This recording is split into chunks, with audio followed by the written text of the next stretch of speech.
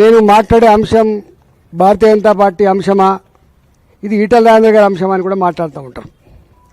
Bharatiya Janata party fundamental principal, మా fundamental principal దేశం first, nation first, party next, personal last. నేను పక్కా బాజాప్తా తెలంగాణ మట్టి బిడ్డను. నేను ద మోస్ట్ ఇంపార్టెంట్ థింగ్ ఏంటంటే, మరొకసారి గుర్తు చేసే అంశం ఏంటంటే, నాలాంటి వాడిని ఈ స్థాయికి ఎదగడానికి, ఇంత స్థాయికి ఎదగడానికి, ప్రజలలో ఇంత గౌరవం గుర్తింపు పొందడానికి కారణకుని నేను తెలంగాణ ఉద్యమ బిడ్డను. నేను 13-14 సంవత్సరాలు తెలంగాణ రాష్ట్ర ఏర్పాటు కోసం నేను రకరకాల హోదాల్లో పనిచేసినటువంటి చరిత్ర తెలుసు.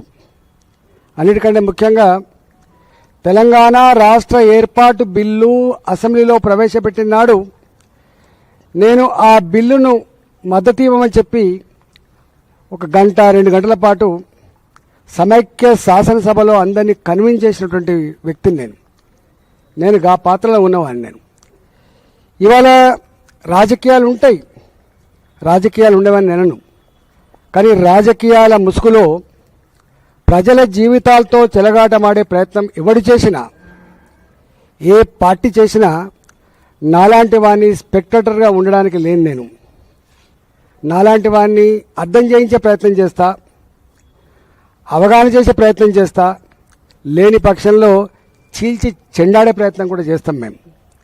మేము ఎవరి మెప్పు కోసమో, ఎవరి స్క్రిప్ట్ రాసిస్తేనో, ఎవడు పలికిస్తేనో పలికేటోళ్ళం కాదు. మేము స్వయం ప్రకాశకులం. మాకు సొంత జ్ఞానం, సొంత అవగాహన, సొంత కమిట్మెంట్ ఉన్న వాళ్ళం. మేము కుంజిస్తే రిమోట్ కంట్రోల్ లాగా ఉంటుండే కాదు.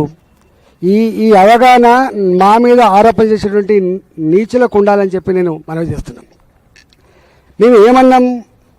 మేమందల్లా నేను ఆ తెలంగాణ జిల్లా బిడ్డగా ఎస్ఆర్ఎస్పి ఎన్ని విషాదాలు మిగిల్చిందో మాకు తెలుసు. ఎస్ఆర్ఎస్పి రాకముందు ఏముండే, ఎస్ఆర్ఎస్పి వచ్చిన తర్వాత ఏముండో నేను సజీవ సాక్షిని. నేను మా దగ్గర నేను చిన్నప్పుడు 69 నుంచి 73-74 వరకు భయంకరమైన కరువు ఉండే. ఆనాడు ఎలినినో అని చెప్పిన వాళ్ళు లేకపోవచ్చు, నేనినో అని చెప్పిన వాళ్ళు లేకపోవచ్చు, కానీ భయంకరమైన కరువు ఉండే.